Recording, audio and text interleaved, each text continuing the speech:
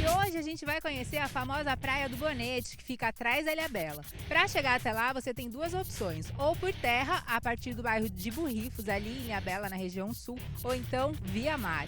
E claro, a gente vai aproveitar para fazer aí um bate-volta com o seu Vanderlei, de carona na canoa dele.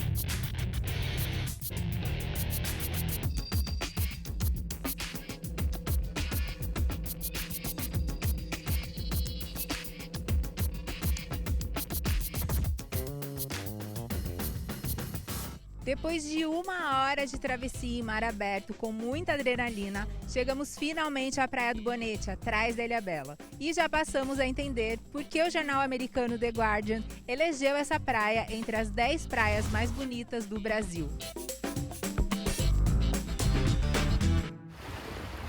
Agora eu até deixei o microfone de lado porque vou embarcar numa super aventura até a cachoeira. Vem comigo!